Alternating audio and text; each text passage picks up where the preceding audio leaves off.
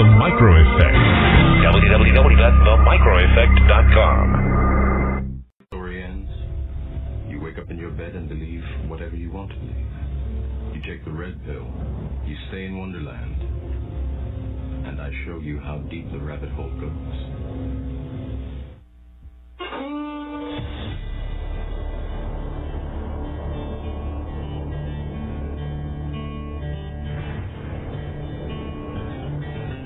A mighty nation, blessed above all of creation. It was a rare and precious pearl, conceived in faith and liberty, home of the brave, land of the free. It was the envy of the world. But this shining city on a hill has turned from the Creator's will and let evil take control. Now the reckless men who lead them want to strip away their freedom and to steal their very soul. Now it's smoke and mirrors, switching bait, criticize and confiscate, and let the guilty walk away. In this once righteous, godly nation, in the halls of education, they permit the child to pray. They say we need to spread the wealth. They pretend to guard the health of the people and the poor, while the hand they hold behind their backs confuses and conceals the fact that the wolf is at the door. There's an unseen hand. Well, welcome, Radio Free America, to another program in Connecting the Dots with Dan Happel. It's Tuesday morning, September 18th, 2018, and we have a program today that is an absolute blockbuster. We have two gentlemen on our radio show this morning who are going to expose just exactly what the D.C. swamp is all about, and we're going to be talking in great detail about how this whole process has come down that is right now in a life and death battle with President Trump to steal our country if they can. And this is something that I think every American should hear this program. Hopefully this message will reach the rest of the world. And right now I have two very special guests on my show. They've been on my program before. We've talked with them on several occasions about national security issues, including the immigration issue, the border wall, and some areas that they have particular expertise in. But they have been very involved with the Trump administration, and they were actually originally scheduled to be on last week, and Chuck Floyd was called to a meeting at the White House, and we had to postpone the meeting the program to this week. But this week we are going to be connecting a lot of dots, and frankly, Bruce had told me, Dan, you really don't understand how deep this program is and all the complexities of it, and he's right. I've been reading the data that they sent me, and it's going to take a full explanation because this is so deep and so complex, and there are so many pieces in this that, quite frankly, the deep state has almost buried everything in truth, in everything that we need to know, because they have had such a strong connection and such a strong grasp on all the reins of power in this country. And it's time that we expose the creatures living in the swamp. So with that, I welcome our guests to the show, Chuck Floyd and Bruce Moran, and I'll maybe start the program. Chuck, if you do a brief introduction, and then we'll do the same with Bruce. Chuck is not here at the moment. Oh, he isn't. Okay. Bruce, are you on the call? Yes, I am. Okay, Chuck's in transit from the airport, so he might be coming in on the second half of the program. I just finished talking to him, so. Okay, all right. Well, both of you guys, you work together, so it's not like one knows something that the other one doesn't. But, Bruce, it's always a pleasure to have you on the program, and I wanted, first of all, maybe give our listeners a little bit of your background in national security and how you have been working with the Trump administration, with Congress, and with all these entities in our national security structure for a lot of years. We started after 9/11. I brought together a team, and we've been active ever since. I met Chuck subsequent to that time, and we became best of friends because our interests are the same. We're looking at imminent threats to the United States of America on national security level. We were consulting with the Bush administration through and having different inputs. If you can recall, Senator Frisk out of Tennessee, we worked with him on the Secure Fence Act, which is now the program that President Trump is using, so he doesn't have to have something enacted into law. And Chuck would be considered the quarterback. I would consider Gronk or a halfback, and we just ran with it on the hill at the time. We were working with Senator Warner, John Warner at the time. He's a senator from Virginia. Senator Allen at the time. He's also a senator from Virginia. So they were connected to the Pentagon, and then we worked with Lindsey Graham's office and all the ones that were involved with the Armed Services Committee, Intelligence Committee, things of that nature. Currently at this time, we just finished working, my particular part of the team was working on the Christian genocide in Iraq and the Libya Plain region, and in May was our last efforts there to support the efforts. Others have come in and taken over. But we spent a minimum of 4 years looking at getting information on the ground, submitting it to the different parts of government and helping them get a handle on it. President Trump, subsequent to that time, has pulled out monies to the UN because the monies were not being allocated appropriately to the minorities in that region, and that's Libya Plain, Iraq. So now the monies are being allocated to USAID, which is a function of the State Department, and it's going from there. I can talk extensively about these kind of things, but I think we should probably get into the body of the material we sent out and start talking about that. Yes. Well, Bruce, I mean, there's so much information to go over, and frankly, it looks to me like we're going to have a hard time if we just nail every point getting through all this information because there's so much of it. But you wanted to start with a kind of an overview of the Trump administration and how President Trump has been delivering on his promises, and quite frankly, that's why the deep state is incredibly alarmed and doing everything in their power to try to stop him or destroy him in any way they can. Would you like to start out with a kind of an overview of the successes and the efforts by the Trump administration? We would call it a transformational policy. He's taken what wasn't effective for maybe a 30-year period and changed the mood, the tone, and the direction of how the State Department is working to effectively change our diplomatic corps, our military operations, the way we're looking at economics, the sanctions you see being imposed, on North Korea, Russia, and other, smaller entities. But what we're seeing is, of course, he's also seen on China with the tariffs. So he has, looking at what we call USTR, United States Trade Rep, looked at all the different ways and means of how to affect change in the trade agreements, and he just said, we're going to do it differently. We're going to work directly with them, and here's what we need to do. So he doesn't call it free trade, he calls it fair trade. A lot of the agreements economically were lopsided, and we're losing a lot of our intellectual property, as you know, to China over the years.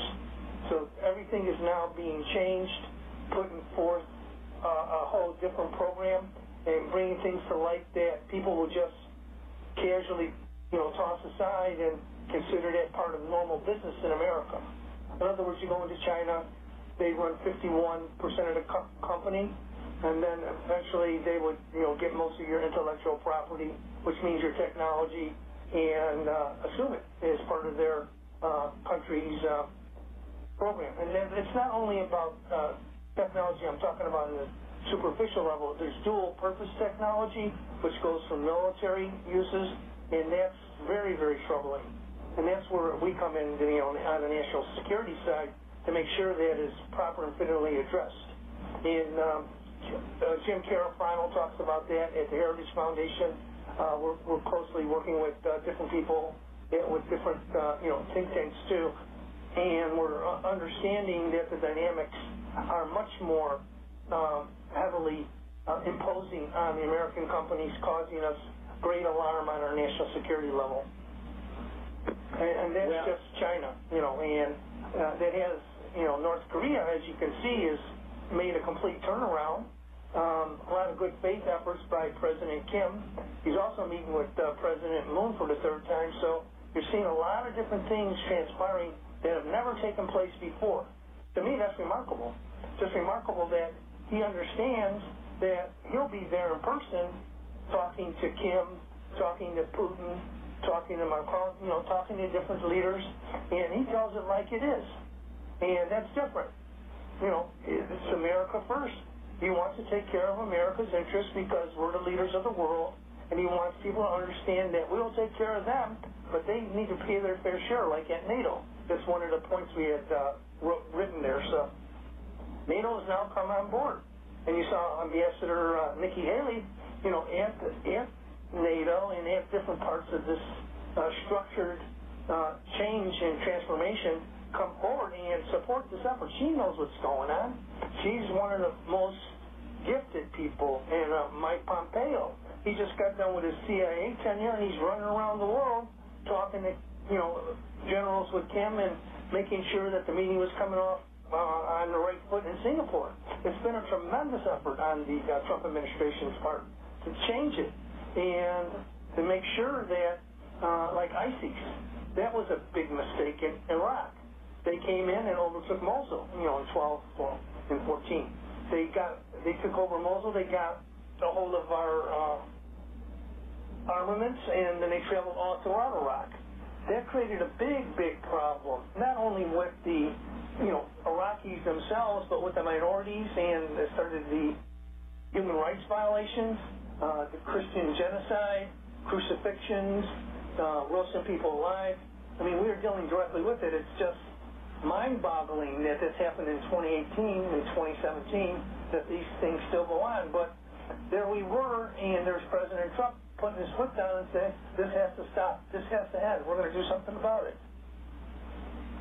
And and now there's just remnants around in Iraq, and they're finishing a job up in Syria, up in the desert, where al-Baghdadi was supposed to be. He's head of ISIS, or they call it Daesh in Europe. So these are the kind of things we're looking at, and they've been a tremendous difference in how people are looking at us and, paying attention to when he says something, he does it. That's kind of different. He keeps his word. Yeah. Well, I know that they're doing their very best to try to paint President Trump as being some kind of a lunatic or imbalanced or an idiot. I mean, that's the typical footprint of the left, is to try to demonize anybody who is trying to do anything that supports and protects the Constitution.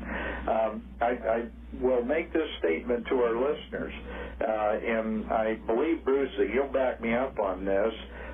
This is literally a war between globalists and people who believe in our Constitution. And President Trump believes in American exceptionalism and in our constitutional Republican form of government, and he is here to try to change this. I used to call it a drift, but now it's actually a rush to global Marxist socialist government. And we've had a lot of people in our own country, our political elected leaders who are leading that rush into global socialist Marxist government. And President Trump is trying to stop that, and that is why they are attacking him so viciously and trying to discredit him in any way that they can. Bruce, is that a fair observation? They would call it psychops. So they look at anything that will stick and they'll throw it out there in the media. That's used consistently from, we call it a Trotsky playbook. Yeah.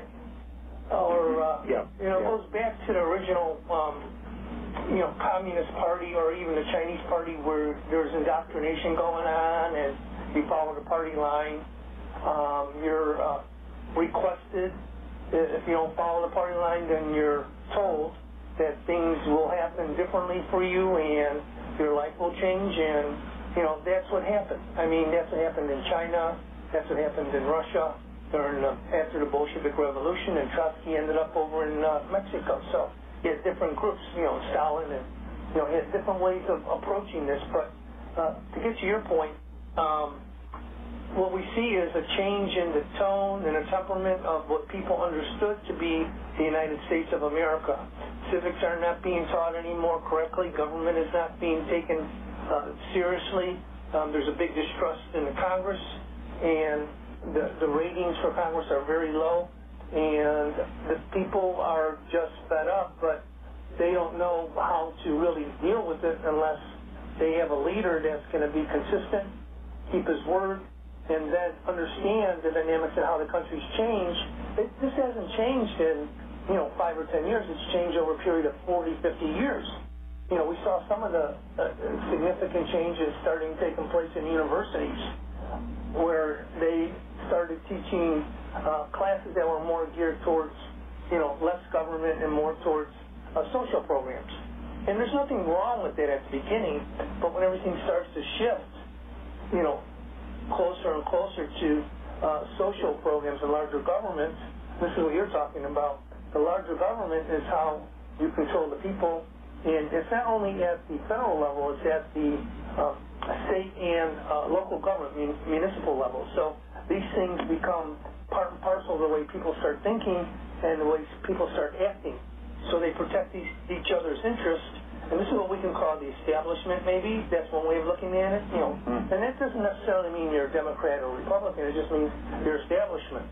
And then if you want to talk about deep state, that would be more how I would look at it in terms of the intelligence community or military community. And they have their allegiances, and they're different in different ways.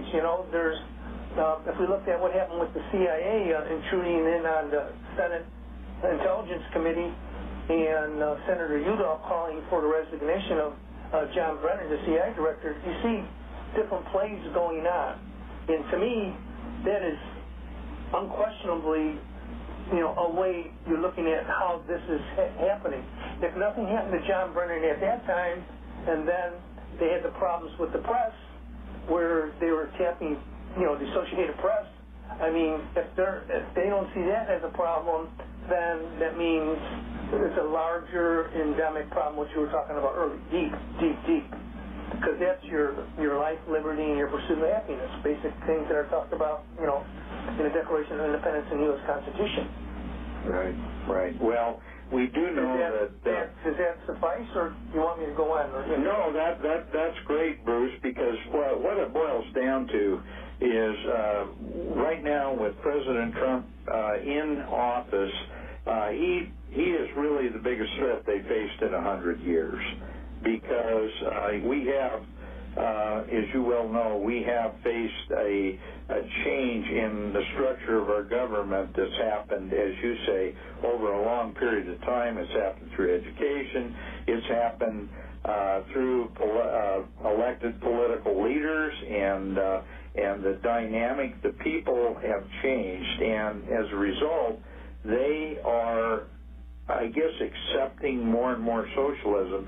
Problem is Americans overall don't realize if we lose this country, if we lose the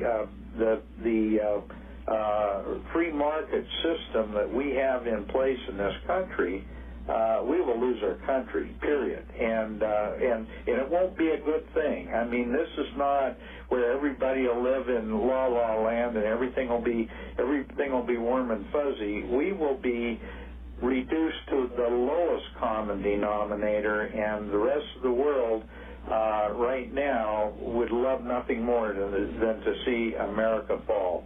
And so all I can say is that what you guys are doing is so important for America because you're connecting the dots. And that's what we're going to do today on this program. So, Bruce, tell us, President Trump has been extremely successful, as you say, because he says what he's going to do and then he does it. And this is something that's really unique. How is his program working to, let's say, unearth the deep state and drain the swamp? Let's talk about that. Well, there are several ways, how he does it. Let's just go back, take one step back to North Korea and President Kim. He already delivered on freeing the hostages, returning the bodies, and renegotiating and affirming just the last 2 weeks that he wants to denuclearize with President Trump in office. People don't realize that. He came forth and he said he would like to denuclearize with President Trump in office. That means in the next 2.5, 3 years. That's amazing. This has never been done before. Right. So we're looking at Kim having good faith efforts coming forth. If you recall, he destroyed a nuclear bomb test site also before they met in Singapore. He's actually demonstrating that he wants to get together with President Trump and negotiate and make sure things go right. He has nothing to lose, because if you look at the way General Mattis, Secretary Mattis, had structured things with our warheads and our testing of our ships. We do our maneuvers over there by Japan. It's clearly demonstrable that North Korea would not survive any kind of attack or any kind of encounter with the United States. This is clearly demonstrated in Syria, where we shot off, there was about 105 cruise missiles from 3 different platforms, and that was within an hour. And that was phenomenal. If you see this in your President Kim, and you see us attacking the Khorasan over there in Afghanistan with the Mohawk, that's the bigger bomb we use. It's the biggest non-nuclear bomb we use to, I think we killed about 30 of the ISIS. They had moved up there, and they were starting to take control of Afghanistan. So if you saw that, you know that bomb in and of itself can, blow up bunkers and affect their nuclear sites, but also get them killed if they're happen to be hiding in his own, protected site. So that's clearly a way to demonstrate to other leaders that you have the capabilities, but you don't want to use them. You want to do it by making sure that there's no nuclear capabilities that will hurt countries. You want to denuclearize. You want to sit down and talk, and you want to help. And like I'm saying, there's just a third meeting between President Moon and Kim. So it's their third summit, and they're talking about what they want to do to make Korea one. So you have the one Korea model going simultaneously when you have the denuclearization model going. I think that's fantastic. Now, getting back to what you were talking about, how does this all come into play? This is more or less a significant move to change the entire government, the way it's operating. And the bureaucracy that's been there, and those people in, what I call it, the deep state or entrenched in intelligence communications in those areas, are not very well equipped to change readily. And since they are beholden to other, people and sources, that would be a problem for President Trump in and of itself. So you have the bureaucracy, the entrenchment, and the encroachment on what we find to be our civil liberties, our rights and freedoms. Now, like I was saying before, we had the CIA going into the Senate Intelligence Committee and looking for things that they said they mistakenly sent documents. But for all intents and purposes, that's not a good excuse at all. You can't do that at all. It's against the CIA's charter. But thirdly, that was secondly. Thirdly is, this is part and parcel of the way you do things. You don't know if they're just going in there for that. They can be going in there for a whole series of things, because that's the Senate Intelligence Committee, and finding out what they need to know, and maybe even change documents, or, you don't know what they're doing. So this kind of thing, the separation of powers, was broken down by CIA Director John Brennan. That's what I'm talking about. So whatever they did there, imagine what they're doing with the press, getting information out of the press. And to me, if I was the AP and, I think there's an article in the New York Times, this goes far beyond what people are thinking of, what their privacy is about. I mean, if you see what the younger people are doing with giving all their information on the computers, then that's easily tapped into. So we call that the Cherry Blossom Project, which the CIA had released. Well, they said it was released in, I think April of last year. But we don't know if it was released before then. They used it, and then they said it was released because WikiLeaks reported it. And then that whole snafu with WikiLeaks came about. So how do you go about doing this, to what extent it's being done, and who's doing it? You do not know unless you start making the inquiries to where we're going with it. And what we want to find out really happened with Christopher Steele and John Brennan at that time, and going forward with that. Let's break this down. I want to make it really simple for our listeners because, frankly, Bruce, you know so many things. You guys have got so much information. I want to make this so easy to understand and so simple. And so let's start at the beginning and kind of explain what Christopher Steele and Orbit and some of these different connections are, and how this was something that was created really by the Clinton presidential campaign committee, and how all this stuff is interactive. So I'll let you do it in the way that you want to best explain it, but let's make it something that really, one point to another, connect the dots, as it were. Okay. One way of looking at the dossier is it's spying. Very simple.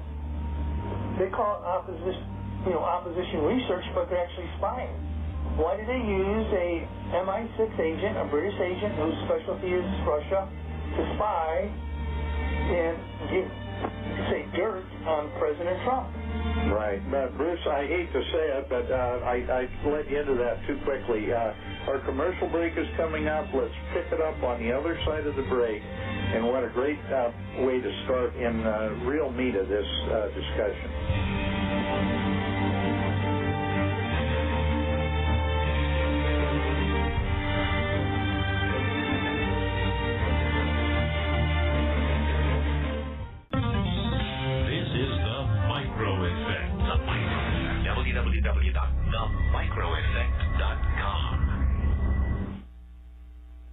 And we are, as a people, inherently and historically opposed to secret societies, to secret oaths, and to secret proceedings. For we are opposed around the world by a monolithic and ruthless conspiracy that relies primarily on covert means for expanding its sphere of influence.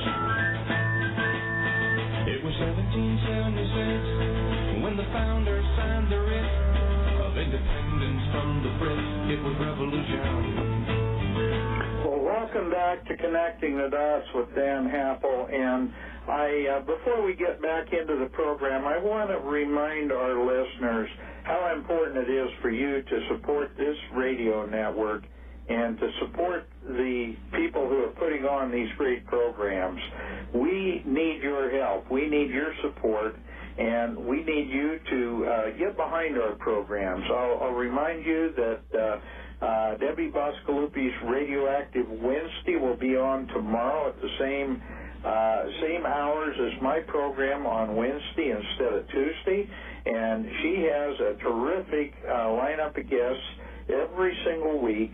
She covers many of the same kind of issues that we're talking about here, and it is important for our listeners to support her and to support me and to support this network.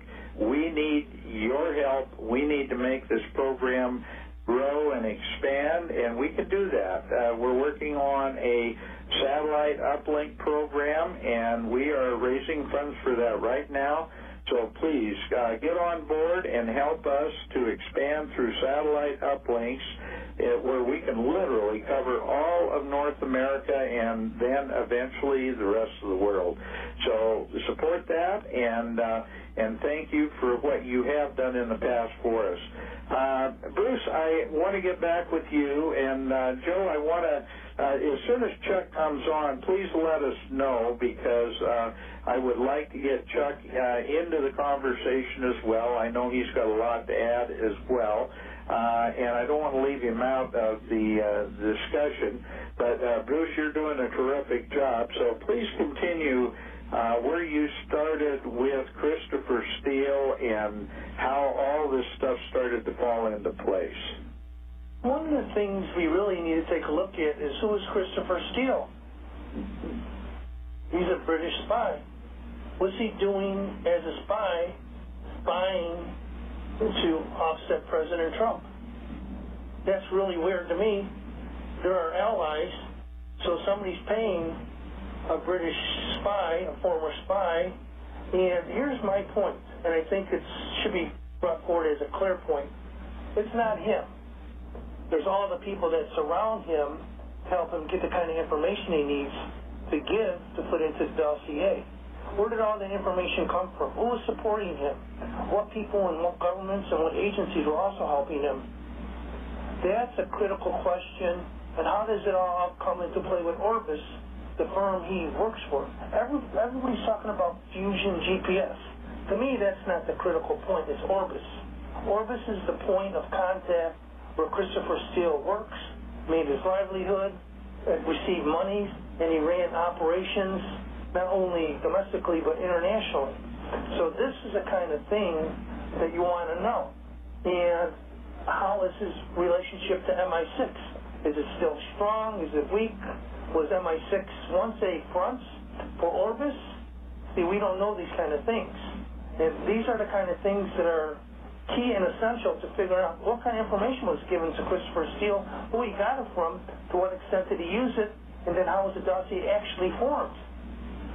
See, the dossier information is not being questioned. They're saying it's bullhunk. It doesn't mean anything. But the information had to get there in the first place, and if there were several, say, benefactors giving money to Orbis or to Christopher Steele to agencies offshore, then you have a huge problem here. And that's what's not being discussed. How large were clandestine operations used to run against President Trump when he was running as a candidate, when he was president-elect, and when he was forming his transition team, and then as president of the United States? All four of those areas are key and critical to answering the questions: why was this done? How was it done? To what extent was done? And who was involved with it on a larger scale? Well, I know that you talked about this some months ago. It was in one of the reports that you sent to me, and that is that President Obama had actually, after President Trump was elected, President Obama had actually contacted Melissa May and had asked her to continue an investigation into President Trump even after he was elected to office. And this is the kind of stuff that's been going on behind the scenes. really the whole time that President Trump, even in the primary elections, even when he first announced that he was going to run. And I think, obviously, this has a lot to do with his nationalist view of the United States as a sovereign nation, and it shows how deep the globalist push really is. So anyway, I concur with that, but you have to take an understanding of that he also was telling NATO they had to pay their fair share. Whose pockets is he pulling the strings on? That's all the intelligence community, the military community over there in Europe. Right. Yes. Right. You have a larger contingent where he's talking about it's not a philosophical change because he still supports NATO. It's about actually who's going to participate in the armament of your country and support the efforts that are put forward that need to be done in a quid pro quo basis, which wasn't being done before. Right, and what it really boils down to is that the United States has been used as the sucker, if you will, to pay all the bills for everybody else for a very long time, and our leadership has not only allowed that, they've actually promoted and fostered that, and that's part of what President Obama referred to as the fundamental change of America. It's basically bankrupting us and creating a redistribution of wealth around the world and taking America's greatness and destroying it because we are too rich and too powerful, according to some groups. It doesn't fit into their collective thinking, communal thinking. They have a collective thinking that they all work together in a certain way, and the United States is outside their scope. They've been trying to bring it in to, focus on what they're doing more, say through the United Nations or UN Security Council or World Trade Organizations, but that's only part and parcel to how effective that they've been in changing the mode and the mood and the direction of other countries to fit what they need to have their kind of agenda brought forward. I think somebody wrote a larger program called Agenda 21. I'll talk about things like that. But things that I've read and things I agree with, it's more about the protection of the Constitution. And some people think that the Constitution is not principled enough to govern in a larger way. The Founding Fathers wrote it in a way where it's strictly to be governed by what it says in the black and white. It's not a living document. Well, yes. Yeah. But it's because also, that's the argument. It's also about checks and balances. Right. So what I'm referring to here is the executive branch, and there's 68,000 people working in the State Department. That's quite a few people that you have to manage. And if some of them, now here's what you're talking about, the bureaucracy or the deep state or, those who are anti-Trump are in there, and President Trump can't appoint his people to execute his programs, effectively move his policy forward, then you have a larger problem because they still believe what the pre-existing programs were, and they're not about to change it. So those are the kind of things that he's met up against, and until he gets to do his full appointments and allows the government to work in a fashion where it's supposed to with checks and balances, we won't get to where what you're talking about and having the correct position to be in to actually respect the people of the United States of America and come forward and have them represented by government. Right. Well, and honor their oath of office to uphold, protect, and defend the Constitution. And that's what I have such a terrific respect for you and Chuck, is that you are national security experts and you are true patriots and really understand just exactly how important life, liberty, and property that's outlined in our Constitution is for the survival of our country. And I really applaud you guys for trying to expose the enemies of President Trump and the enemies, really, of the United States of America. It affects our agricultural base, which is affecting our national security. That's what I'm also involved with, as you know. Yeah, I mean, if we don't have our producers producing and people start controlling the way the food is being given to people in the urban areas, and we have a huge problem there. So here's what we're talking about. We have ranchers and farmers that have been doing their businesses for some hundreds of years, from generation to generation. And those are things that need to be protected. And to me, that's an important national security problem, because the food supply is how our country is coming about to be a country that's very creative, very dynamic, very intellectually sharp, without protecting your resources, especially your food supply. You get into uranium, too, with that Uranium-1 project that was there, too, but that's another story. Protecting your food supply and having it traded at the commodities exchanges where people can offset their losses and farmers can protect their crops. This is a whole structure that's been set up differently than other countries have, because they're basically on a socialistic system. We have the system emerging and changing, but we're able to, effectively feed our population. Now we're moving into all different kinds of, ways, and people are looking at different kinds of foods and supplements, and, they're looking at the organic, and all that's part and parcel to our creativity, where people get choices, more choices.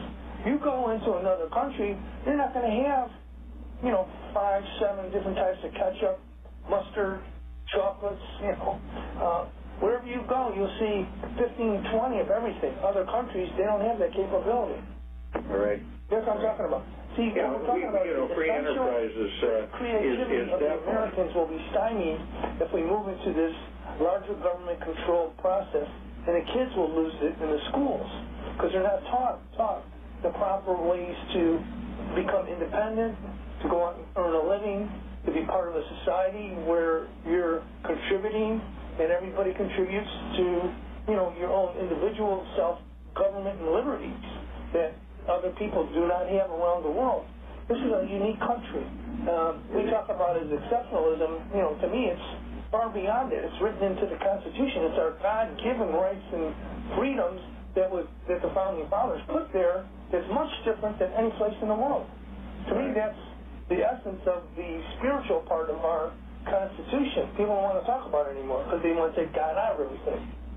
Well, and you mentioned, and this is right, collectivism and UN Agenda 21 is designed to drive our free market system to the lowest common denominator and to create a common poverty rather than raising the boat through free choice and a capitalist system. They're reducing it to the lowest common denominator where no one has an abundance of anything. They have just what they have to have to survive, and that's a tragedy. Bruce, let's talk about. I want to get back into this spying thing and Signet and some of the things that you said. The heavy-duty stuff. Okay, we can do that. Yeah, I want to get into the meat of why John Brennan. Well, first of all, Brennan took a trip to Russia in March of 2016, and what happened in that trip, and what information did he put together in some form of a dossier, and then how was that information handled, and how did it have anything to do with FISA? That's the question. That's very well put, Dan. We want to know to some degree of how this all comes together and how these dots are not being addressed. We know these things exist. We know Harry Reid was the one, as you saw, was part of this dossier. I would call it dissemination, but who else? I mean, in Europe, who else in the intelligence communities, I'm saying plural, and the different ones in Europe, were looking for information for the dossier? How was it handed off? Who handed it off? Now, we have plausible deniability, which is always right, because you don't want to get into the deep part of what happened. But if it did happen to that extent, then we don't want it to happen ever again. We want them to know we call them on a rug, we're keeping them in check. Don't you ever try to do that again to the United States of America, the presidential election. Yeah, exactly. Okay, and John Brennan, I mean, I know a little bit about John Brennan, and he is not someone who I would want in charge of the CIA, considering that he voted for Gus Hall, a communist, and considering that he is converted to Islam, and a number of other things that I don't think most Americans are aware of. But this man is anything but a constitutional American, and the fact that he was working with other countries to put together a dossier on President Trump, who was candidate Trump at the time, and he, it was even before the primary election. So these guys, the depth of the collusion here is just incredible, and I want you to kind of connect the dots on how that all happened. Well, as you look at the presidential process itself, they were considering Hillary Clinton the next president of the United States, the first woman to be the president, and that was years of tradition that they're keeping up with. So the establishment on both sides of the aisle, there would have been somebody that they were familiar with, somebody that the bureaucracy can, work with, something the deep state would support. But once that whole process was starting to shake up, and they were very concerned, then you see different things happening at different levels where they're pushing back, I would call it, and then they're, I would call it literally attacking President Trump and his family any which way they can, upside down and backwards, and trying to find ways and means to discredit him. In the intelligence community called psychops. And psychops is you try to get into people's heads and to get them thinking that there's something wrong with them, and you see it happening in the media all the time. And I think I saw Kellyanne Conway say something about it, not in those terms, but he said they're trying to throw anything up against the fan and see what sticks. And that's basically a psychops, highly sophisticated way of trying all these different means, changing words around, and trying to, affect the American public and people in the House and Senate and form opinions that are not based on facts, but obscure misinformation, which Christopher Steele was providing in a sophistry in the dossier. That's what I'm talking about. It all has the same kind of tone to it, same kind of misrepresentation. They're making things look like they're real, but they're really not. Right. And that's what the clandestine activities do. So they're trying to show stuff that doesn't exist, but they make it exist because they say it's so. And there's nothing substantial to base it on. There's nothing real to have it looked at for. But if they say it's so, it is so. And then people start to believe it. And that's basically I will call it a well-played. There was a guy, I'm trying to think of his name, Goebbels, who was a propagandist for Hitler that used those kind of methods all the time. If you keep repeating something long enough, people will accept it. And that's the kind of thing. And like what Kellyanne would say, if you keep repeating it, and if it sticks, see how long it's going to stick. And if it doesn't stick, try something different, rename it, and then see if that sticks. And keep everything on edge. So if you keep everything on edge, that keeps the president having to deal with these things without real without delivering on the policy, and without working on his programs. But as you can see, what we talked about at the beginning was the effectiveness of the transformation policy of how he's dealt with the foreign leaders and made significant changes that haven't been made in 30 years. Right. Well, I hope that makes sense. Bruce, let's first of all, John Brennan went to Russia, and he, we don't really know why he was over there, but it was in March of 2016, before the primary election. So he goes everywhere talking to people all the time. This particular one, as you bring to question, should be questioned, though. I agree with that. Right, it should be questioned. And we do know that Hillary Clinton and the Clinton campaign were funders of Christopher Steele. And that's been pretty well documented, hasn't it? Yes. The DNC and the various law firms, sure. Yep. Mm-hmm. Okay. That's what we call the front door. Yeah, that's the front door. And what we want to look at is the back door. Now, the back door is what we're talking about, Orbis. And how does all this get there in the first place? That's not being investigated by the Congress. That's a whole different realm of thinking, and for all intents and purposes, that needs to be checked, kept in check. I'm going to start getting a little more serious here. And don't you ever screw around with the American presidency again, because we don't like it. I mean, if you want to use, 5 Eyes, 5E, and 14 Eyes for investigating people, don't hand it off in a proxy cyber attack on American citizens. We don't want that happening here. Yeah. They'll understand what I just said. What I want you to do is I want you to kind of explain all these things. Explain, first of all, Orbit is Christopher Steele's organization. What is 5 Eyes and what is 14 Eyes?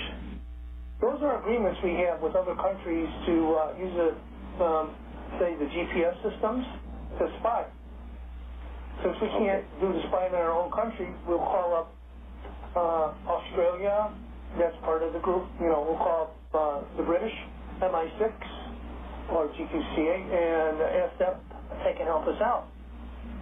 So this is called plausible deniability, and it can be requested at the White House. We requested, maybe D&I Clamper at the time, or Brennan. We don't know, the process in which it was done and to what extent it was done, but it's important to realize it can be done, and it probably was done, and was it used to be part of the collection process of the dossier, or was it used outside of the dossier, which is even more significant and more a violation of national security, and that's where I come about. How was this all done? To what extent was it done?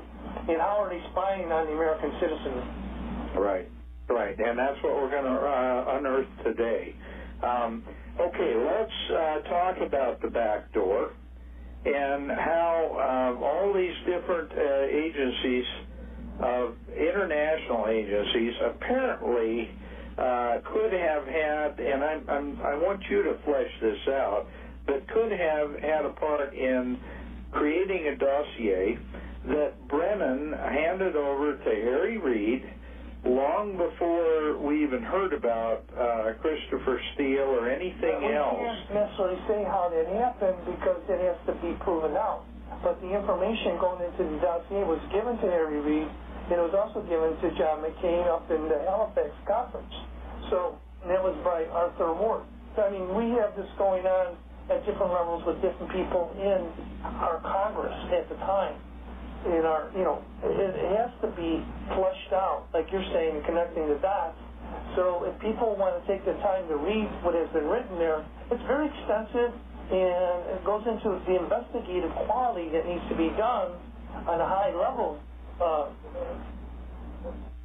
I would say clandestine activity where people don't necessarily think about what actually happened. This is what probably happened in certain degrees, and you just don't want to go there because you're talking about different kind of clandestine operations. We're just talking about the presidential election. We're talking about ISIS. We're talking about Boko Haram. We're talking about different things that are going on where they use this effectively. So if they're using it for a purpose not intended to, then we want to, like I said, keep them in check, say never do it again, and don't screw around with our signet, because that is what you're playing around with, and that should be dealt with in your own terms, because it could be used on you, and it can cause problems with you at some point. Right. Well, we understand that if you can spy on the President of the United States, everyone else has lost their rights as well. That is correct. That's really what we're focusing on here. Bruce, I hear the commercial break music in the background. Let's get back into this discussion right on the other side of the break, and let's see if we can connect a few more dots for folks. Serving the planet, the micro effect. www.themicroeffect.com. You take the blue pill. The story ends. You wake up in your bed and believe whatever you want to believe. You take the red pill. You stay in Wonderland. And I show you how deep the rabbit hole goes.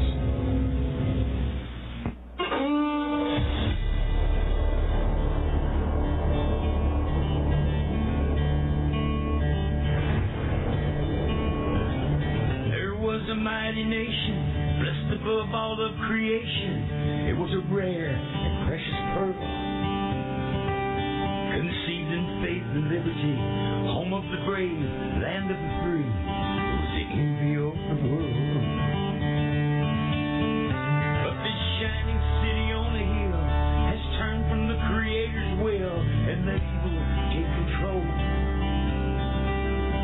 Now the reckless men who lead them want to strip away their freedom and to steal their very soul. Now it's smoke and mirrors, switching bait, criticize and confiscate, let the guilty walk away. In this once righteous godly nation, in the halls of education, they forbid the child to pray. They say we need to spread the wealth, they pretend to guard the health of the people and the poor, while the hand they hold behind their back confuses and conceals the fact that the wolf is at the door. There's an unseen hand that... Well, welcome back to Connecting the Dots with Dan Happel, and today my guests on the radio show are Bruce Moran and Chuck Floyd, and Chuck has been caught in traffic between air flights, but hopefully he'll be able to join us in this second hour.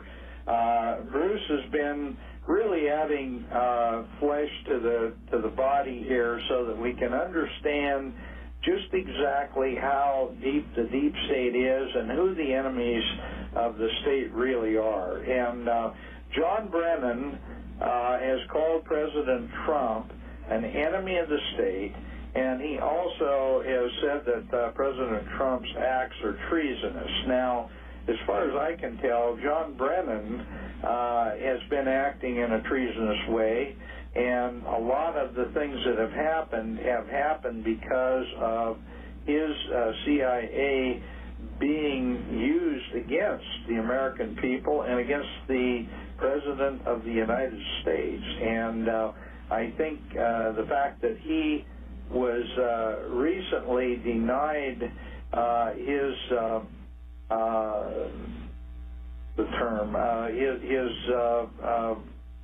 secret security clearance is an indication that what he has been doing has been absolutely wrong. And I think President Trump was very well, he was certainly within his right to deny that. But the fact that John Brennan has been leaking and doing all this information that is counterproductive to the United States tells me that he really isn't concerned about the rights of American citizens. So, Bruce, let's continue our discussion, because I really want you, and I know you can't talk about things that you don't really have absolute proof of, but I want you to talk about the things that you do have absolute proof of, that we can start connecting the dots between the FISA report, the spying operations that have gone on with the CIA, the connections with Christopher Steele and Orbit, and the different programs that have been trying to undermine the Trump administration. We lost our CIA Vault 7 cyber attack capabilities. It was called Cherry Blossom Project, and I'm really concerned about that. I wanted to know if it was used prior to 2017 when it was exposed, and did they actually use it to create a what we call a proxy cybersecurity footprint that looked like the Russians were actually meddling in the elections. You can do that with the CIA offensive tools. So I don't know. That's one of the questions the Oversight Committee has to ask in Congress, and look at Orbis and look at the way it's impacted and getting the information. And was that a handoff? Did the CIA hand off Cherry Blossom? Have somebody else do it? That's what I'm talking about. Was Cherry Blossom done by nefarious actors that were signed on by the CIA? Was the CIA allowed itself to be usurped and had the information look the other way given to people so they can create a Russian footprint? Cybersecurity is a very sophisticated operation these days, and you can make it look like somebody else is doing something and leaving their IP address and then go away.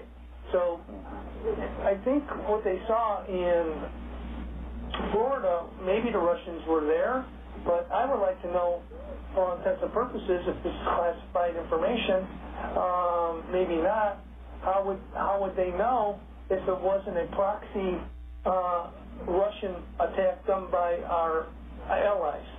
That would be to justify the dossier, to justify the investigation into the collusion. They're trying to justify, going into Manafort and Mike Flynn and Donald Trump Jr. and all other different, family members, on how this came about, and I find it absolutely appalling that they have the audacity to think that they can use our intelligence community against us in an election campaign and do these sophisticated tricks in cybersecurity. I think that pretty much says it in the simple terms, Okay, now you're talking about Cherry Blossom Project, and this is the CIA cybersecurity toolkit, and wasn't that kind of handed off to hackers worldwide by exposing this? Yeah, it goes back before that, but it's another conversation that I could talk about 45 minutes on, because let's just keep this simple, because the cyber capabilities are beyond the scope of what most people understand they're doing. So my major concern as it relates to cybersecurity and the ability to use tools that are available, we call backdoor. They come in backdoor. And I'm talking about backdoor to Orbis, but also backdoor to cybersecurity, and how they come in and they can lay a footprint down that looks like it's somebody else. They can mimic it. And when we talked with you about this with Hillary Clinton, we were talking about creating a sandbox, somebody come in, mimicking their Hillary Clinton and make their way into her unsecured server into the State Department. Remember I was ticked off about that? So these kind of tricks are not uncommon. It's just a matter of who's doing it and to what extent, and you got to know it. Here's what I'm talking about. You create a sandbox for somebody to play in. You think you're on your computer and you're copying every key you're typing to make it look like it's you after they get all your code down. Once they take the code, and there's some 8,000 lines of Cherry Blossom code or more, you know what to do, how to do it to what extent to come in there and make it look like you're somebody else. That's what I call a proxy cybersecurity footprint.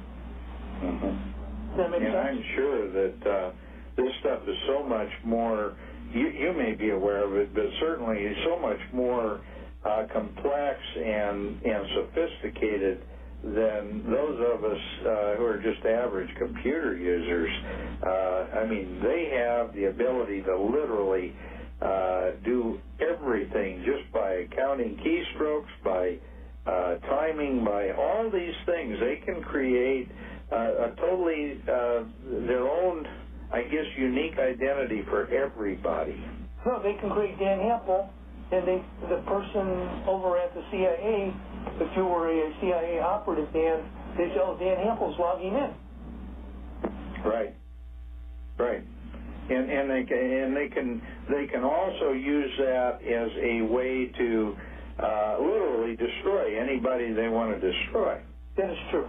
But they have the codes that rotate. See, if you don't enter your code within 20 seconds, and I think most people don't have their, passwords. They have double, triple passwords and things like that. Certain codes that queue in other things, so the algorithms will kick in to have your access and how deep the access you want to go. I don't know if this makes sense what I'm saying, but the average person probably has 8 to 10 characters. That's not enough. If you're doing cybersecurity, you need to be in the 20s. And then they have to be alphanumeric and coded. So I mean, right. And then it rolls into another code, and then the codes change. So the rotating codes will get you in within usually a minute if you're like a financial firm, to 30 seconds if you're a more secure firm, and maybe you got a 15-second window if you're working for an intelligence community. So you allow time, but then the codes change, and then you got to change your entryway. So this is how sophisticated it gets. But they can come in on you and get you, and then figure out how you're doing all these things. So it's technology's a blessing, and technology's a curse. Yeah, it certainly is. I like it, but I think people are too, I will call addicted to it. They use it too much, and it's making them less personable and less sociable, and they're losing out on the real human contact, the love, the compassion. That's what I'm talking about. Right. Well, less secure too, because as you say, we don't really understand the capabilities of all this technology.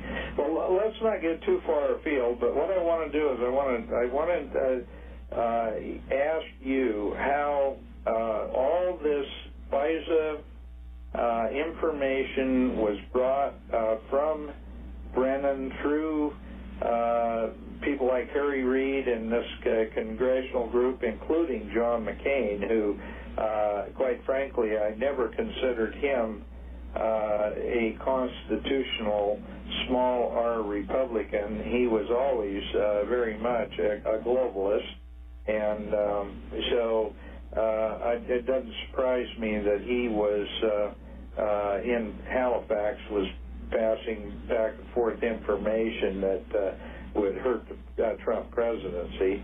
That was one of the questions that comes up is the Halifax Security Conference is what was Sir Andrew Wood doing there, handing off information. Who else was he collaborating with Christopher Steele, and to what degree were they disseminating information? That's a big question, because then you know that you have a larger contingency that was moving information in and around to support the dossier or other information to discredit the President of the United States. So we don't know. But it's pretty obvious that these things are going on, and nobody's looked into this yet. Yeah. Right. So, well, what was in the dossier, Bruce? What was in that dossier that was so important to the campaign? Nothing I could see. It was all just selfishly, junk, garbage, personal ways to discredit the president. It had nothing substantive. We're talking about Christopher Steele dossier. That's what. Yeah, we're talking about claims that how would a judge look at this and say this qualifies to warrant an investigation? That's the question too. Yeah. Well, and that's kind of what we're trying to do today is to connect some dots and maybe get some people contacting their senators, their congressmen, and demanding that we have a fuller investigation. But basically what was in that dossier, if my understanding is correct, who are his backers, what his firm is, Orbis, how that was used to facilitate Fusion GPS. That's what I'm talking about. Exactly, and who? Well, we know that the wife of the third in command in the FBI was part of Fusion GPS. We know that there were so many connections that were really improper connections, and all of those connections have been protected.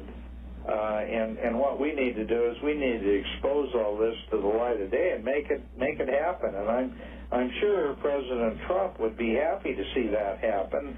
I think in the dossier weren't there claims that he was having relations with Russian prostitutes and all this other crap that was really unsubstantiated in any way. Am I right with that?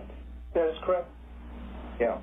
And so nothing has been substantiated. Making things up and making it obscure and creating a fervor around it and putting it in the media and stirring it up in Europe and stirring it up in the United States, making it in the national media on the networks and not addressing it correctly.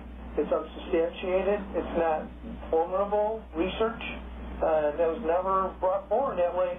And you talk to people, they keep talking about it because they know it impacts them and it's going to change their way. They're thinking about the presidency and who's running it, and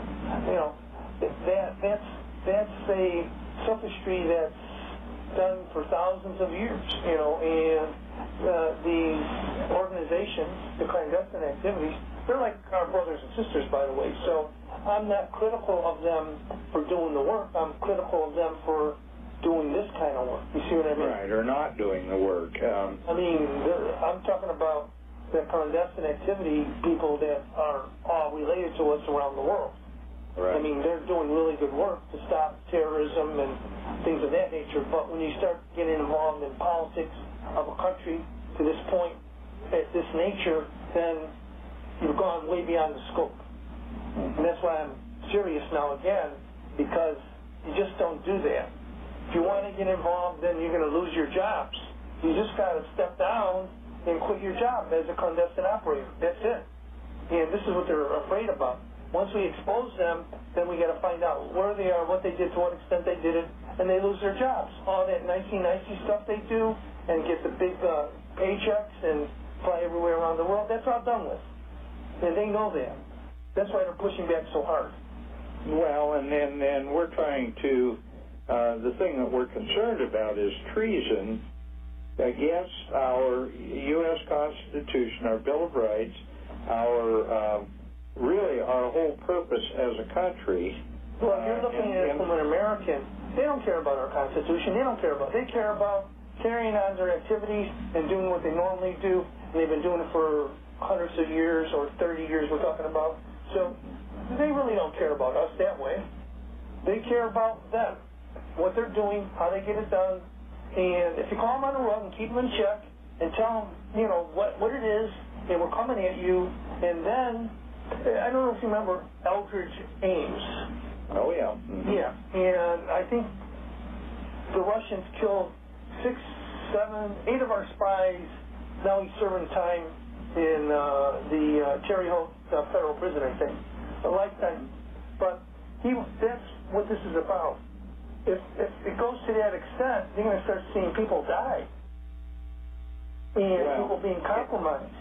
And I think it goes even beyond that, because what we're seeing, Bruce, is that when we can dismantle something as important as U.S. presidency by all these clandestine means and groups, it means that we literally have lost control of the whole so-called security apparatus. And right. When that happens, we as a country will cease to exist as an independent country. That's true. That's why it's a big national security problem. Yeah. I totally agree. That we have a huge problem here, folks. And not unless you stand up and start telling our congressmen and our senators to, take a look at this and step forward. And if you want to keep your alignment with your special interests, the country's going to go down the tubes and you with it. And you may have your fancy houses and your nice cars, but they only last so long. Well, and that won't last long under communism, and that's well, it'll last 30 or 40 years. I mean, yeah, we're heading that way. And if you love your kids and your grandkids, you gotta react. Did Chuck ever come on the call? He must still be in transit. Yeah, I guess so. Well, that's too bad. I wanted to get his opinion. Come back on together. You have me in a point where now I'm looking at the possibilities of where I'm not happy with the country and where we've gone. And, the president calls it the swamp. People call it the deep state. Some are calling it Agenda 21. But I'm concerned about everybody, every citizen, every one of us, our rights, our liberties, and our freedoms. Those are being trashed. And if we allow this to happen, and it keeps continuing to happen, and John Brennan was part of that when he went into the Senate Intelligence Committee and they didn't fire him. That was a direct act against the Constitution and separation of powers. That means there's something wrong in the system. Right. I mean, that's pretty straightforward. Exactly. And if he wants a security clearance, he better answer that question. Yeah. Well, and why does he even need security clearance? It's because there's operations going around, and you have knowledge of it. You might be able to contribute, but since we changed the tenure and the way things are conducted in the CIA, and they're all different than what he did, you got to give him credit. They got Osama bin Laden, but all that's done with. Now we're at the end of the ISIS reign, and they're still out there. And we had to do the cleanup on ISIS. That was part of his problem. They never addressed correctly. They drew the red line, but they didn't go out there and actually stop it. We had Nusra Front over there, which is part of Al-Qaeda, that aligned itself partially with ISIS for a time, then they split off. They have their own caliphate state, too. So, I mean, that's up in northern Syria. And then didn't we, under the Obama administration and under the Clinton State Department, that's how we ended up in Libya, in Egypt, in Syria, and really, in reality, we were enabling some of these groups to overthrow their leadership, and it ended up creating a lot more of a problem than we had in the first place. I mean, I don't think anybody was a particular fan of Gaddafi, but at the same time, he was an ally of the United States as far as anyone knew, and we, because of Obama and because of Hillary Clinton's State Department, allowed him to be overthrown and murdered, and look at what a mess we've got there now. Yep, now they have slavery going on. They take slaves. Exactly. Everything is, and John Brennan, and tell me if I'm wrong on this, but I've read that he converted when he was in Iraq, that he converted to Islam, and I know that he voted for Gus Hall because he admitted that he voted for a communist and that he had communist leanings. How in the world could that guy be made the head of the CIA? Well, my understanding he went to Mecca, so, and I don't know his leanings, particularly one way or the other. I don't want to get into that character, but we know that has to be a mark of something that he does differently than if you were brought up a different way. So what I'm trying to draw a line here is if we look at his actions and how he's acted, then that would tell you more about what you're saying to be closer to the truth. Okay. Well, see what I'm saying? All I know is what I read, and I've had that from pretty reliable sources on both of those issues, and that would certainly explain why during the Obama presidency so many things happen. Some people in the CIA are more socialistic directed, and some of them are more, Republican conservative directed, and there's a whole group of them like that. And you don't know what they're doing, how they're doing it, but the most important part of being in a CIA capacity or operative is to follow the CIA director and implement policies according to the President of the United States. So if you see things changing in that mode, which I pointed out here, then to me that's not copacetic, To me that goes beyond the scope of the CIA. It violated its charter. Now, does that make sense? Oh, yeah, absolutely. And we were talking about the FBI off the program last night. We were talking about standard operating procedures for the FBI and the fact that James Comey, whose wife worked for Fusion GPS, James Comey doing things that were completely beyond the standard operating procedure of the FBI. And that so many things that have happened with the FBI various investigations have been improperly conducted. Talk about that a little bit. Well, generally, if you're in an investigative capacity, you're not assigned two major investigations that are running concurrently, and that's what Peter Strzok did. So that's a conflict of interest there. He was with the Hillary Clinton email investigation, and then he's with the collusion investigation with the Russian. You generally don't get involved with two separate big presidential historic investigations at one time. So to me, that's the biggest conflict of interest anybody could have. Right, and not only that... I don't want to go into details about the stuff. You have to get into another half-hour discussion about... Right. Well, I just want you to tell our listeners, and this is important, that normal standard operating procedures is a guy like James Comey would never take on an individual program like this and try to handle it himself. It would be handed off to subordinates, and they would put together a program and assign tasks to various people to do it, and it wouldn't be handled the way that it's been handled. Everything they've had to do with Trump. Am I right with that? Well, Trump and Hillary Clinton emails, yes. Right. Okay, yeah, and Hillary's email stuff and all this other stuff, yeah. You have to draw two separate and distinct lines here. The Hillary Clinton emails was one investigation, and then there was the investigation into President Trump and his collusion. And then that turned into what? The Robert Mueller special counsel investigation, which Trump also worked on. So he was involved in the major investigations, and historically, that to me is not correct. That's a conflict of interest from the get-go. Absolutely, and it's also not standard operating procedure the way FBI does things. Bruce, I hear the music coming on. Let's stop for a break, and we'll pick this up on the other side. Okay.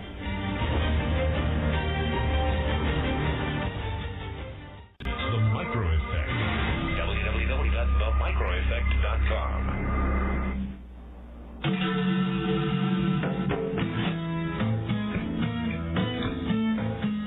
Right now, the question is, do we all work for central bankers? That's what I want to address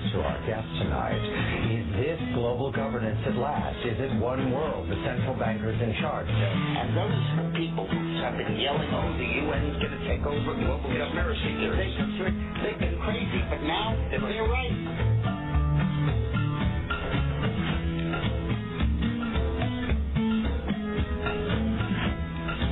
Welcome back to Connecting the Dots with Dan Happel, and today my guest on the show is Bruce Moran, and Chuck was supposed to be on with us, but apparently he got caught in traffic between flights. He's been back at the White House. That was the reason that he was not with us last week. We had originally scheduled this program to come on last week, and we ran into a problem because Chuck was actually at the White House, requested to be there for a meeting. And so I just want to reiterate that what we are dealing with here is kind of an expose of the deep state, of how all this came into play, the attacks on President Trump, the reason for the attacks on President Trump, and why it is so important for these bad actors to try to discredit and destroy the Trump presidency, because he is, by all measures that I can see, an America first, a Make America Great Again, a constitutional Republican, a small r Republican, and he represents a huge threat to international communism, international globalism. I think all the previous shows we've done, our listeners recognize that the UN is an organization that was designed by communists. It was put together by communists. The programs represent communism and strengthen communism, and the whole time they were very anti-capitalist, and we've been moving into a new world order for the last 60, 70 years at light speed, although light speed in government terms is pretty slow, but in reality we are losing our country, and that's what all these attacks on President Trump are about. And Bruce is here to kind of tell us how all that has happened. And Bruce, maybe if you would, I think the best way we can do this is for you to give a very general, broad brush timeline on how all this stuff came into play, and then let's talk about what maybe some of the solutions might be. Well, we'd like to make a correction here, because it was Bruce Orr's wife, Mellie Orr, that worked for GPS Fusion. It wasn't Comey's wife. I think that. You're right about that. I'm sorry about that. You're right. Yeah. No, it's okay. It's okay. I mean, there's too many names to keep track of. Yeah. And you're talking about how did that come into existence? And where's Orbis and how that relates to the whole extrapolation of data, dissemination of data, handling of data, altering the data that went into the dossier that Christopher Steele handled, and maybe has become a fall guy for the rest of the people that gave me information. So that's what we're talking about. And what access did he have?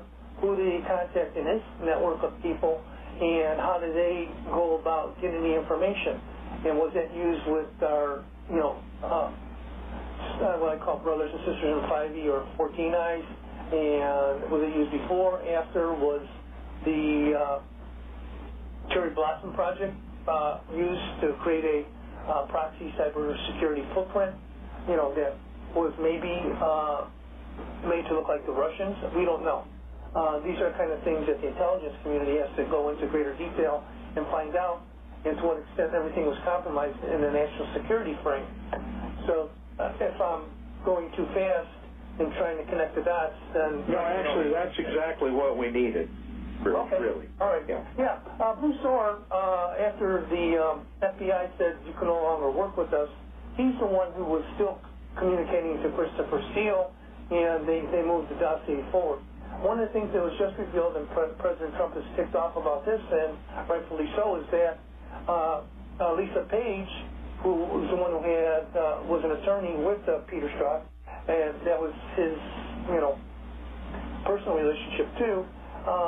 She talked about in her testimony that there was no really evidence to prove that collusion existed at that time. And yet, after Comey resigned and Andrew McCabe was the acting director of the FBI, they went forward with this Mueller investigation to create a special counsel. That's what everybody's ticked off about in the last 2 or 3 days. Sean Hannity talked about that, and that he pointed it out. And I think that's pretty crystal clear that, like I was saying before, sophistry existed, and they're trying to. What Kellyanne Conway was saying, they're trying to get anything that stuck, and stuff wasn't sticking, so they kept throwing more and more stuff out there and used what I would call psych ops criterion to make people believe that these things existed, but they really didn't. And if they used it in a dossier, they did. I mean, that's the way things are in the clandestine world. And that's the way things happen, with Muammar Gaddafi that you were talking about. You make things exist, you create a problem, you go out to solve the problem, and remove Muammar Gaddafi. So, Right, yeah. In terms the of Hegelian dialectic. It's you got to think of things in a very sophisticated holographic world, and it doesn't have to be any one or two players. It can be a lot of different things happening simultaneously, where you have what I call plausible deniability. It's very hard to come to terms with it and trying to find it, unless you start doing with. You have to start from the very beginning and make requests like Judicial Watch did. That led us to these other points. Chuck and I are working from the other end. How did that happen? Where did it go? To what extent was it done? Who was doing it? Who was funding it? Why were they funding it? What was the reasons for the funding? And, we know. I mean, it could have been a larger effort. Were there millionaires, billionaires financing it? Who was getting the millions from the billionaires? Yeah, that's what you want to know. How did Orbis exist? To what extent it existed? Who was Christopher Steele really representing? Was it more than just the DNC? You see what I mean? Right. I mean, we're talking about a larger scope, a larger vision of how this came about, and why was Christopher Steele, MI6 agent, there in the first place? How come they didn't use somebody else? Why did he have to use a British-Russian specialist? Right. And that's what you guys refer to as trying to find the keys for the back door so that you can really understand how all this stuff, the architecture, rather than just looking at sound bites, which is the front door, you're looking for all the clues that will lead to the keys to the back door. Yeah, the Halifax Security Conference, the trip to Moscow, the interference with the Senate Intelligence Committee, spying on our own senators, on our staff. We don't know if they just went in there for the information they're looking for. Like I'm saying, that is beyond compare of a national security breach and separation of powers. And this all happened very uniquely during the Obama administration, then carried over through the deep state into the Trump administration. And really, this sort of thing had never happened before in this kind of way, had it? It always happens to a certain degree, but it's not to not like that's this, where so. somebody's come in to change the whole picture. It's a transformational change for everything. Right, and that's the point. I mean, there may have been excesses even continually over the whole time that the CIA and some of these intelligence agencies have been in existence, but it wasn't a wholesale attack on the system like it has been over the last 10 years or so. You can, and it came to apex when President Trump was elected president. Yeah. That's how I would look at it. You can't, I can go historically and look at, you look at people like Hansen with the FBI and Ames, and they have TV programs on this, NCIs, and all of these things. And when I talk to people, they say, "Yeah, I know that. No, you really don't know that. But they see it on TV, so they think they understand, but they really don't. What has happened to their civil liberties, rights, and freedoms?" And I think they're being psychically numbed by them portraying all this stuff on the networks, and then the real stuff that's happening, they don't get it, and they'll never get it because it's already happened, and they're part of the system that's being led like sheep, so. Yeah, absolutely, and they don't realize just exactly how much we have already lost of our constitutional Republican form of government. Yeah, I think you look at Cotton and Ron Paul, people like that, they kind of have an idea, and ISA, ISA, you said it, Oversight Committee, they knew what was going on, and, Trey Dowdy, these are things that are part and parcel. Senator Cruz, for sure, that's the kind of thing that I'm not endorsing people right now, but I work with their teams. That's what I'm saying. I knew what they were doing, how they were doing it, and to what extent they really cared about the country. And it's pretty pathetic that people believe a lot of the things in the media that really aren't true. They're unsubstantiated facts. They're anonymous. And to me, this is getting closer to yellow journalism. It's more like a tabloid. It's beyond the scope of what we had. We could probably see what Walter Cronkite years ago and Ted Koppel, and those were real news people to me. And they had a different take on America. It wasn't as the government wasn't as large. There wasn't a lot of influence at the time, and it just kept growing and growing and growing, and the allegiances changed, and it's just very disheartening for me, and it breaks my heart. I think that's why we do radio shows like this, Bruce, is because we are concerned about the direction of the country, the drift. And it's gone beyond drift now. It's a let's say a wholesale direct confrontation really between collectivism and individualism, between our constitutional republic and what others see as a vision for a new world order. Yeah, that's the beauty of our country, because we allow everybody to exist at the same time. You can believe all those things, but the reality is the founders had the vision to break away from the crowd. And it's the same thing.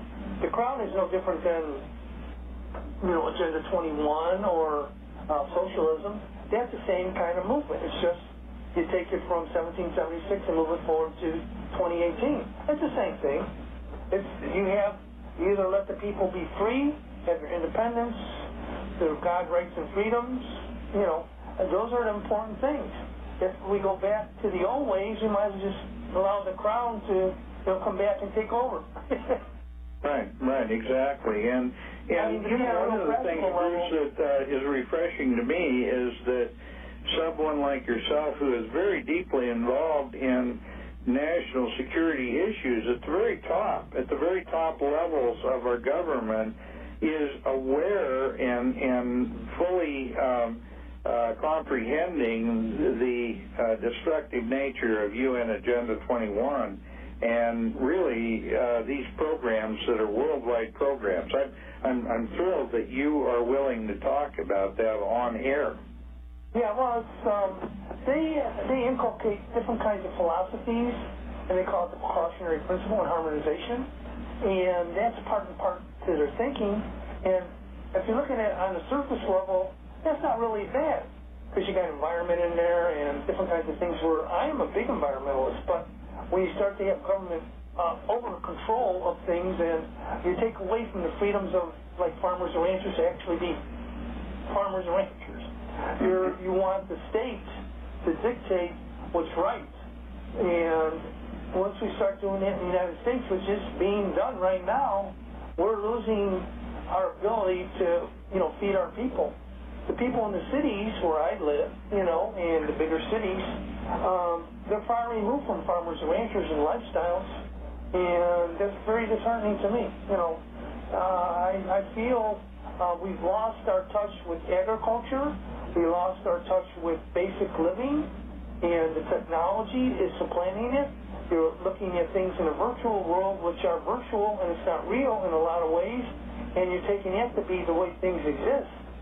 People who touch a computer today and have brought up computers in the last 10 years didn't see the computers evolve and develop to where they were part of a system, not part of your life, in a way that takes away from you and your individuality, and you become, subject to the computer. I don't like that. I think that's very disheartening to see that kind of inculcation into the minds of younger people, and they don't know what they're being driven into in terms of their own freedoms being lost, their own freedoms being given up in the technology sectors. And as you see, there was a big display of that with how the elections are being manipulated and what you can look up in Google and, that kind of searching. Those things are endemic to the system and how the algorithms. See, these are the same algorithms that are used in cybersecurity, that are used to protect the Federal Reserve, that are used to protect the exchanges. It's just they're used in a different way and they're secured in a different way, but they're all the same. It's the computer models and the algorithms used for trading, agricultural products, trading oil. So it's part and parcel of our whole life, but we can't make it all in all the dictates to what's going to be used to control your life. It's just right. Well, and now we're dealing, of course, this is too big a subject to even discuss, but we're talking artificial intelligence and all these huge concepts, and virtually every one of them have a direct attack on our Constitution and Bill of Rights. And so we've got to be very careful how we do things, and I think the point of this radio show is to point out how our own president has been trying to do something against a system that is so totally entrenched and so totally in control and so totally, let's say, socialistic, because that's the reality of it, that we're having a heck of a time for a president to try to regain the steering wheel of the ship of state. And it's a problem because these things are just so much worse, I think, than average Americans have any idea. And so it's so important that we recognize this, and not only recognize it, but we've got to do something about it. Bruce, would you tell our listeners what you think we need to do as a country to get this thing turned around? Well, I think President Trump, as Commander-in-Chief, not as President, but as Commander-in-Chief, is instituting programs on a national security level that is turning things around. And we have another facet that needs to be turned around. And that's respect our borders, understand the importance of our citizenry, understand how drugs are coming across the border, support our border security agents, our ICE people. These are very fundamental law and order requests that Jeff Sessions is trying to institute, but he's getting pushback, as you know, on the immigration policy and the refugees from a lot of different sectors, and it's also judicially. So those things will be overturned, but in the meantime, the country is suffering. And these basic necessities of law and order, look at Chicago, in the streets of Chicago, the rampant crime. President Trump sent over 20 ATF agents. Now look at 20 ATF agents do in a town like Chicago. Well, they can help make assessments, and they bring together a forensic team that's experienced that can help support efforts on homicides. But if you look at the degree and the amount of crime that's going on, more has to be done on a local level, and the federal government can help out, but they need to understand what their capacity is and what their responsibility is to the citizens of Chicago themselves. And that's why you have Black Lives Matter protesting, and you saw Dan Ryan shut down with Father Flager and Dr. Livingston closing down Lakeshore Drive. But then over the Labor Day holiday, they tried to close down O'Hare, and they said, no, you can't do that anymore. People understand that crime is high, and you're protesting, but we acknowledge that it's terrible for all of us. You know, all people in Chicago, all people in East St. Louis, all people in Harlem, where crime and drugs are just out of control. In New Hampshire, where President Trump was at, they have opiate on the campuses that they're getting bad marijuana. Kids are in the emergency room, 2 or 3 times sometimes on the same day. This is just way out of hand, and the president is acting on behalf of every citizen the best he can, but Congress has to step up to the plate and make sure that we're all on the same plane together and we're all landing safely together, rather people jumping out with parachutes and saying, I'm not part of this. Right. It's a different tone for the country. The president's very assertive, and he doesn't back down. And that's kind of, people are used to not having that as part of their rhetoric. The rhetoric was all nicey, and we're going to do this, but nothing ever got done. And President Trump is carrying forth on his word, and he's older, and he knew this is what happened years ago. But now everybody's trying to make him out to be a bad guy on the other side of the aisle, or if you don't like him, or he's not. They're drawing caricatures of him, and that is their thing. But they're not looking at his effectiveness and what he really wants to do to help Americans out. Everyone, as you know, the unemployment is down. People on welfare are down. It's like 4 million people are off of welfare now. All the minorities in our country, the joblessness has gone down. I think they said the best in 30 years. So if you look at impact, and we're talking about tax relief. He's rolling another second tax relief program through here. So the market's been up. It's just a different take than other people when they were running their administrations. Right. Well, and one of the things, Bruce, that we need to recognize as Americans.